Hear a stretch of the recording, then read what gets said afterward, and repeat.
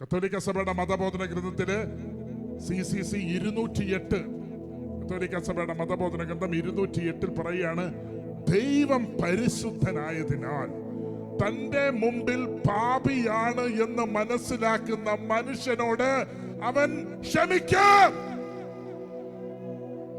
പാപിയാ, Lord I am a sinner. പൗലോസ് അപ്പോസ്തലൻ, എന്നെ ശക്തനാക്കുന്ന നമ്മുടെ ദൈവമായ യേശുക്രിസ്തുവിന് ഞാൻ നന്ദി പറയുന്നു. പൗലോസ് അപ്പോസ്തലൻ തിമോഥെയോസ് എഴുതിയ 1 തിമോഥെയോസ് 1-ാം അധ്യായം 12, 13, 14, 15. എന്നെ ശക്തനാക്കുന്ന നമ്മുടെ ദൈവമായ യേശുക്രിസ്തുവിന് ഞാൻ നന്ദി പറയുന്നു. എന്തെന്നാൽ അവിടുന്ന് തന്റെ ശുശ്രൂഷയ്ക്ക് എന്നെ വിളിച്ചു, അവിടുത്തെ വിശ്വസ്തൻ എന്നെ കണക്കാക്കി. മുൻപ് ഞാൻ അവിടുത്തെ നിന്ദിക്കുകയും പീഡിപ്പിക്കുകയും അധിക്ഷേപിക്കുകയും ചെയ്തിരുന്നെങ്കിലും അവിടുന്ന് എന്നോട് കരുണ കാണിച്ചു. കാരണം അറിവില്ലാത്ത അവിശ്വാസിയായിട്ടാണ് അന്ന് ഞാൻ പ്രവർത്തിച്ചത്.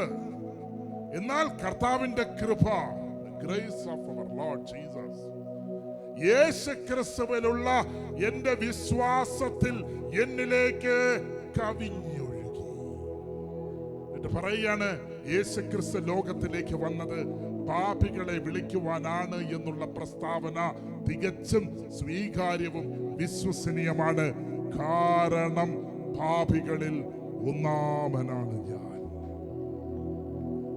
ഒരു complete surrendering.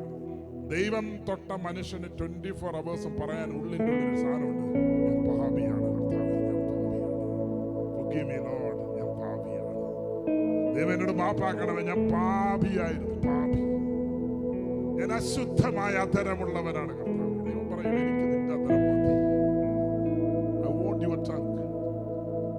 Lord, I am a man of unclean tongue. അശുദ്ധമായ അധരം. ഞാൻ വന്നിരിക്കുന്നത് നീതിമാന്മാരെ വിളിക്കാനല്ല, ഞാൻ വന്നത് പാപികളെ വിളിക്കാനാണ്. പാപികളെ അനുതപിക്കുന്ന ഒരു പാപിയെ കുറിച്ച് സ്വർഗത്തിൽ വലിയ സന്തോഷമുണ്ടാകും എന്ന് ഞാൻ നിങ്ങളോട് പറയുന്നു. നിങ്ങൾ വചനം കേട്ടുകൊണ്ടിരിക്കുമ്പോൾ കരയാൻ തോന്നുന്നു. ഒന്ന് കരഞ്ഞു. ഇവിടെ സുവിശേഷം പ്രസംഗിക്കുന്നു, സുവിശേഷം കേൾക്കുന്നു. എന്നാൽ സുവിശേഷം എന്താണ് എന്ന് ചോദിച്ചാൽ നമ്മൾ എന്ത് പറയും? സുവിശേഷം എന്താണ് എന്ന് ചോദിക്കുമ്പം തല ഉയർത്തി എന്ന് പറയണം. ദൈവത്തിന് പാപികളോടുള്ള കാരുണ്യം യേശുക്രിസ്തുവിലൂടെ വെളിപ്പെടുത്തപ്പെട്ടതാണ്.